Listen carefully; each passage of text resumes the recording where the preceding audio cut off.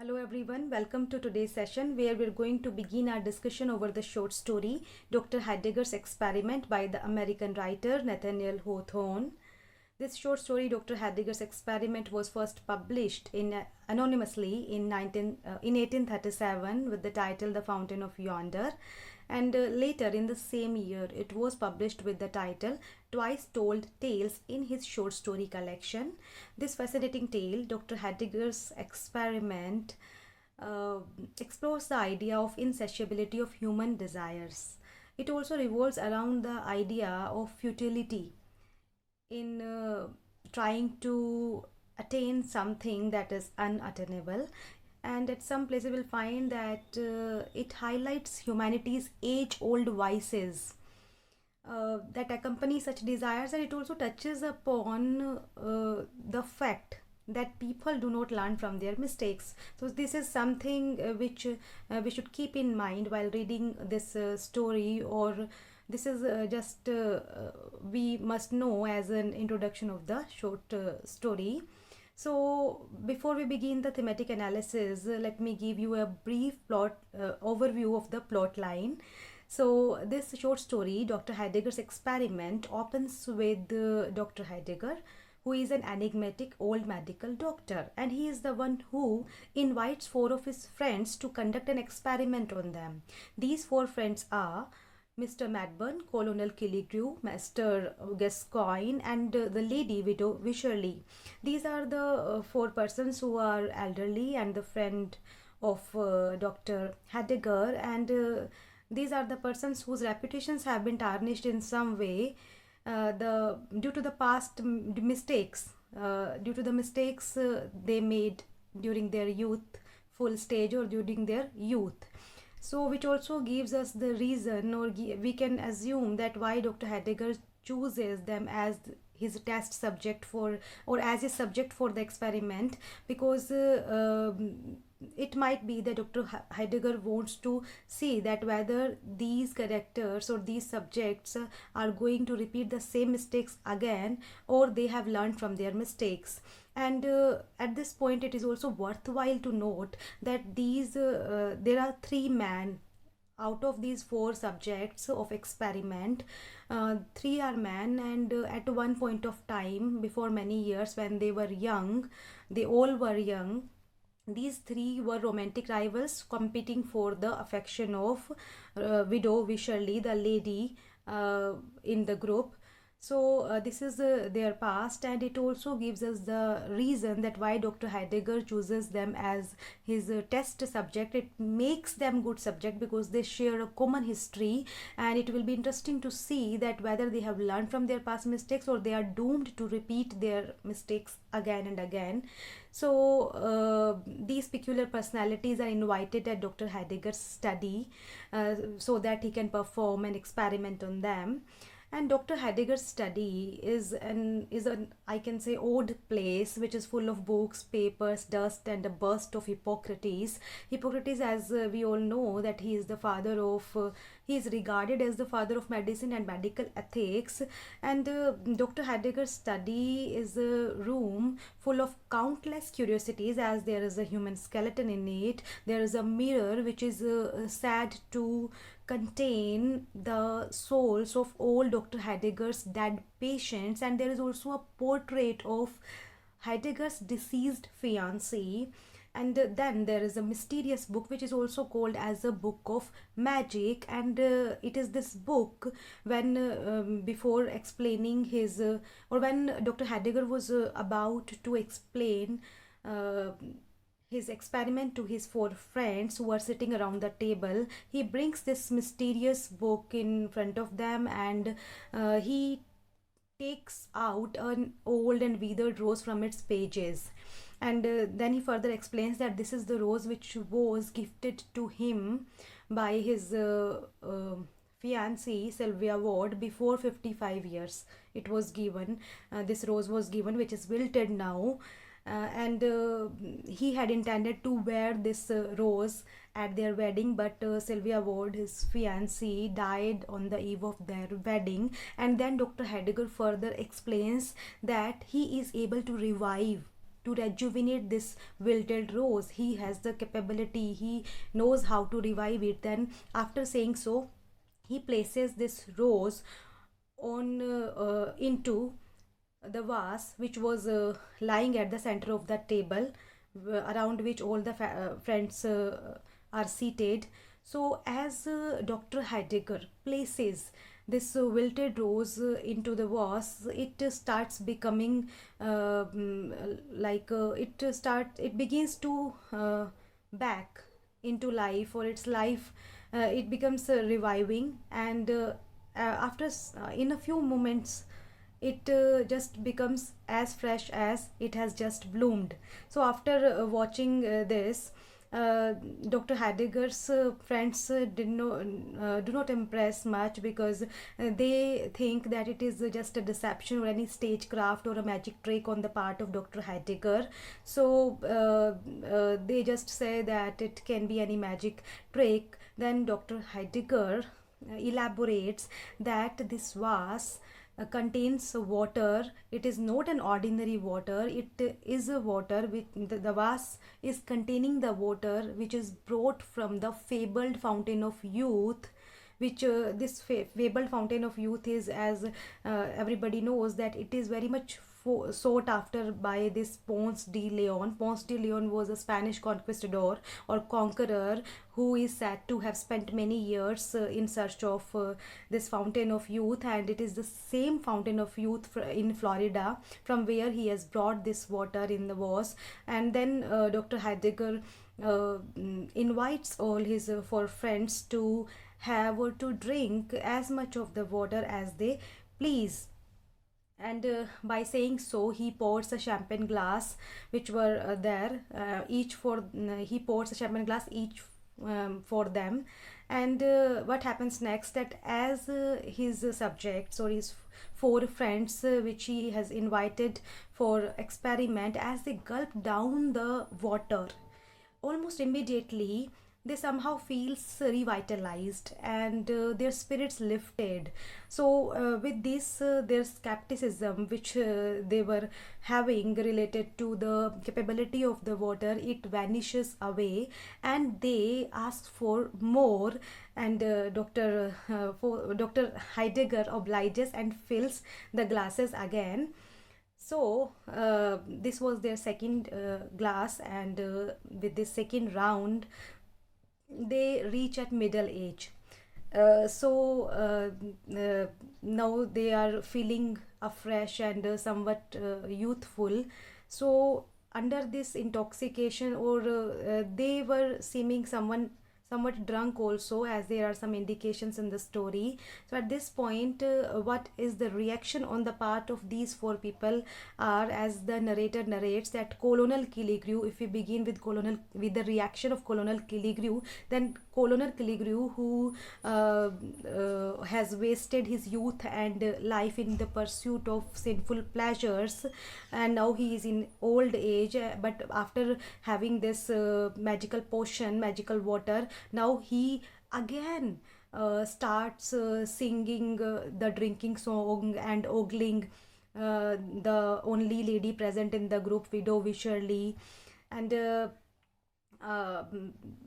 in this way, narrator has shown him that he was completely entranced by the youthful or young figure of Widow Wycherley, and remarks that she is looking attractive. And Widow Wycherley, who once used to be very beautiful and young woman, and she is also known for her several scandals, who is widow and old now, but after drinking the potion, she also feeling very youthful, or I can say energetic. And after listening the remark from Killigrew, she quickly runs to the mirror in order to confirm that is she really looking that attractive.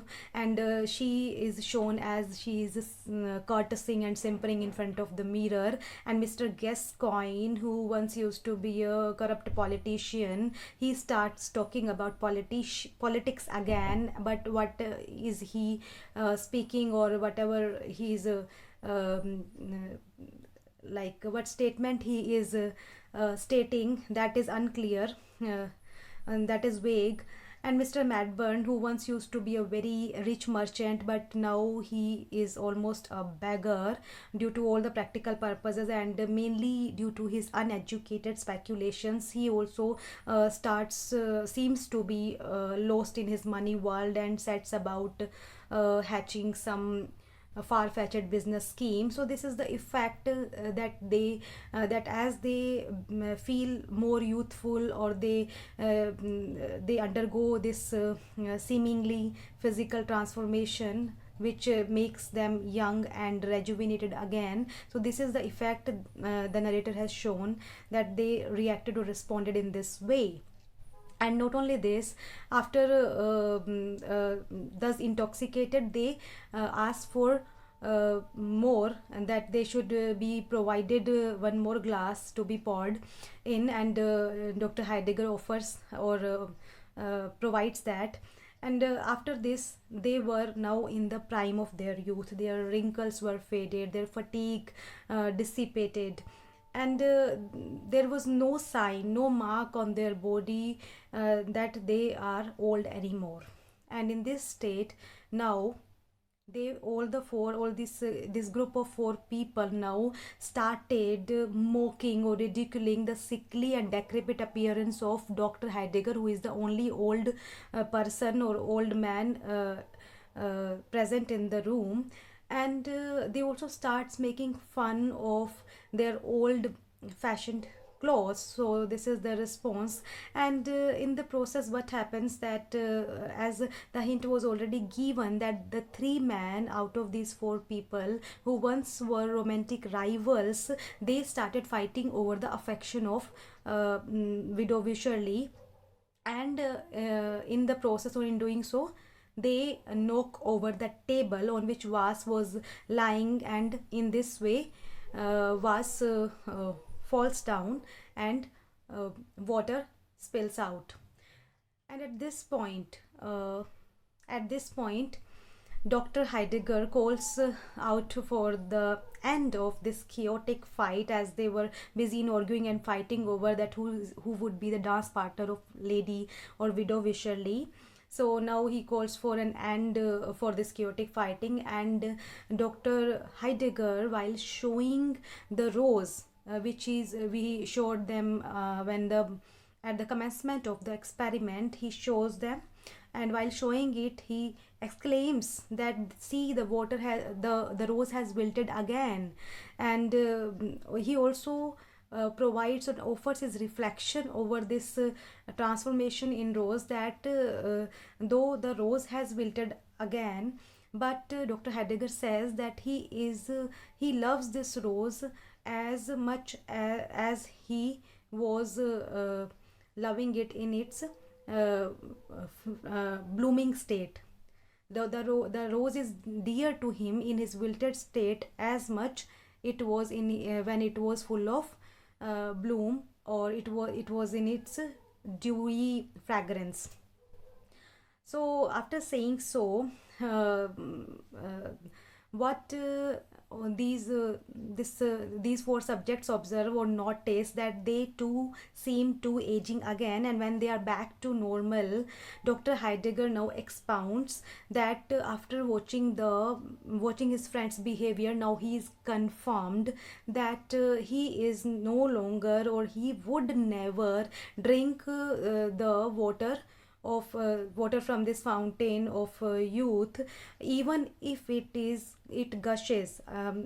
He's saying that he is not going to drink this water from a fountain of youth, even if it gushes at his doorstep, and even if its effect lasts for years, because he has seen the effect on his friends, and now he is no more interested in the fountain of youth, or in the water of the fountain of youth. But his friends react or responds otherwise. They decide to go or travel to Florida, where the fountain of youth exists, and where they decide to have or to drink the water as much as they can, morning, day and night, so that they have never they never have to meet their old age again.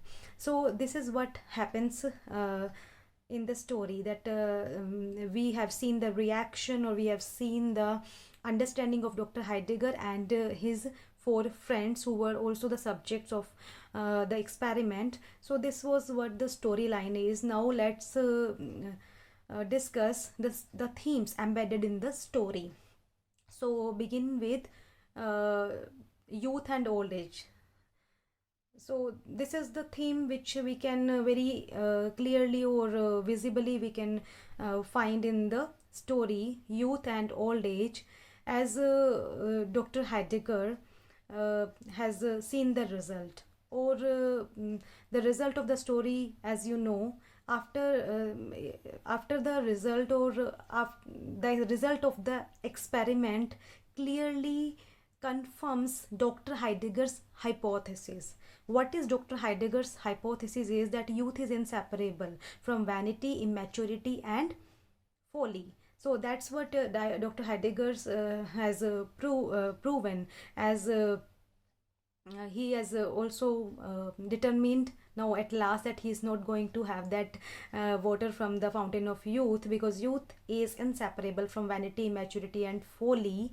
And if we see the details of this experiment, then in the very starting, before commencing or before offering the drink to his four subjects, Dr. Heidegger very clearly cautions or coaches his subjects by saying that the experience of a lifetime to direct you through the perils of youth. And here he is reminding them that as they transform, they should not forget, or they should reflect upon that before gulping down the drink, they should reflect upon the fact that after the transform, they will try their best to maintain their virtue and wisdom which they have acquired through their old age, and which was very outrightly brushed off by his friends by saying that they are not going to repeat their mistakes again because they have learned enough through their old age.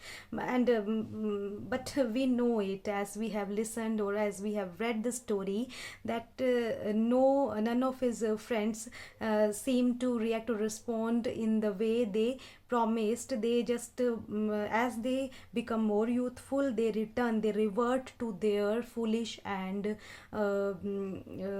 senseless youthful inclinations, or their habits, like they start indulging in political scheming, vanity, greed and sinful indulgence, which clearly shows us that how precarious and fleeting the nature of youth is. Whereas one more thing in under this theme we can discuss is the wilted rose. That there is a wilted rose in the story, which in the beginning Dr. Heidegger shows to his four subjects, and he revives it with the help of that magical potion from the fountain of youth, and later it wilted again. But the reaction or the response of Dr. Heidegger is very noteworthy, because Dr. Heidegger his mature reflection over the rose, that he states that he loves the rose as much in its wilted state as in its dewy fragrance or in its very blossomed state. So it shows Dr. Heidegger's acceptance and even appreciation of the passage of time and its effects. So here Dr. Heidegger, as a learned man, seems to see youth as a series of experiments, that youthful stage is, or youth is, a kind of trial and error which has helped him in making the best version of himself. And here we can also observe the contrast between the calmness of Dr. Heidegger and the excitement of his four friends, where Dr. Heidegger seems to accept his growing age, his old age, and he is learning from his past mistakes. And he seems to accept and appreciate everything that age offers him, whereas his friends' resolution to visit Florida in order to acquire that water, and they are so restless, and they are hating their age, their old and decrepit state, as in the at the very last, when they return to their normal old age, normal state, then there is a point where uh, widow Wycherley states that if I can't be beautiful, then I would rather be dead. So this clearly shows that how much they hate their old age, their growing age. So this clearly proves us, or shows us, that the wisdom of age should not be taken for granted. Rather, it is a matter of cherished and protected. So this is the theme, youth and old age, in this story. And the next theme which we can ponder over is science and the supernatural. And Hawthorne blurs this distinction between science and magic, as we can see that the objects in Dr. Heidegger's study, which are traditionally scientific, like human skeleton, the bust of Hippocrates, the volume of books, they are shown, or they are represented as possessing magical qualities. And even Dr. Heidegger's experiment itself involves the magical properties of the water. So this commingling of science and the supernatural suffuses uh, in the entire story. It is throughout the story we find that there is the lines between the distinction between science and magic are seem to be blurred. The next theme which we can discuss in context of this short story is reality and illusion. And throughout the story, Hawthorne has given multiple indications in the favor of this theme, reality and illusion, as many times he has indicated that this reversion to youth may be false, or is it literal, or is it true, is it real or illusory? This reversion to youth, the experience the four subjects are undergoing, is it really the effect of any magical potion, or is it something else? So from the very beginning we are given hints, like the narrator himself is unreliable, as in the very beginning he raises, or he draws our attention towards the this we can say towards this mixture of reality and illusion, where he says, if any passages of the present tale should startle the reader's faith, I must be content to bear the stigma of a fiction monger. So he very explicitly states that it can be real or illusion. So this also opens the possibility that of different interpretations of the same story. And then in context, or in reference to reality and illusion, we can find one more possibility of the fact that the potion under which all are behaving as they have undergone a physical transformation, this water can be alcohol. And there are sufficient hints given in the favor of it, as we have shown, or we have been shown, or there is a statement where this water, this drink, is shown as bubbling out of champagne glass, and narrator himself is stating that the effect of this water is indistinguishable from the intoxicating flush of wine. And there is one character, Killigrew, who is said to start singing drinking song, and the room also shown as it has taken hold, or a general state of madness has taken hold of this room. So these all hints, or these all statements also make us think, or they compel us to think that is this whole scenario, whole scene is brought by the intoxication or alcohol intoxication, or this story. There is one more question which is raised here, that or this story contains a message about temperance, because when this story emerged, then this temperance movement was very much gaining broad it was gaining broad support. Temperance movement, the which was against the consumption of alcohol. So is this story contains some message about temperance? So these are the questions, or these are the hints which makes us speculate about this magical scene or magical atmosphere, or is it somewhat real, or characters are uh, behaving under some intoxication. And the next one possibility, this is also possible that narrator or the doctor, or Dr. Heidegger, actually Dr. Heidegger seems to manipulate his subjects with the help of stagecraft and illusion, as in the very beginning the characters, when they are shown that Rose is revived, or the Rose, when Dr. Heidegger brings Rose back to life, then they states that they are not more convinced, because they have seen more convincing magic tricks on stage. So it can be any magic trick under which Dr. Heidegger is presenting them, that they are physically transformed. And the hints are that when the three characters, the three men out of four, were indulged in fighting, and they were busy in the jealous brawl over the lady, widow Shirley, the narrator states that their real reflection, that the mirror on the wall is reflecting their true reflection. And he states it, and he explains it thus, that three old grey withered grandsires fighting over the skinny ugliness of a shriveled granddam. So this shows clearly that are these characters under some magic trick, or they are deluded by Dr. Heidegger, or they are they really transformed, or have they undergone any physical transformation, or they are under any illusion of stagecraft or magic tricks. So after this discussion, we can say that whatever supernatural happened in the story, it can be the product of drunkenness, deceit, or an unreliable narrator.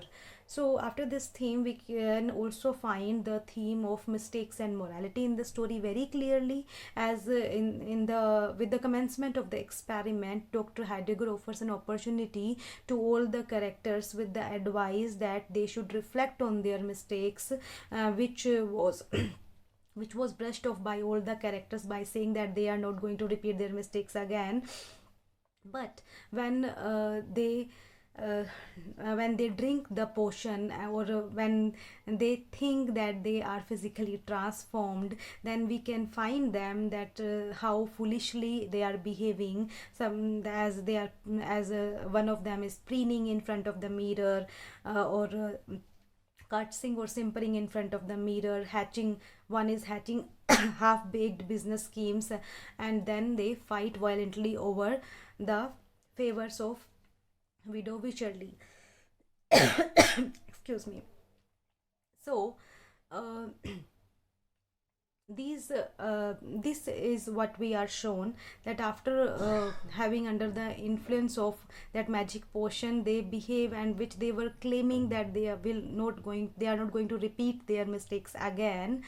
So in this way, and ultimately their immaturity is again proven, that they in their joint decision of visiting Florida in search of that fountain of youth, so that they can constantly drink that potion or that water in order to become young forever. So this shows that these characters or these people or majority of people don't want to or don't wish to learn from the mistakes. Rather, they just wish to live comfortably in the grasp of illusion, which clearly states the clearest moral message of the story, and that is that those who cannot learn from history are doomed to repeat it.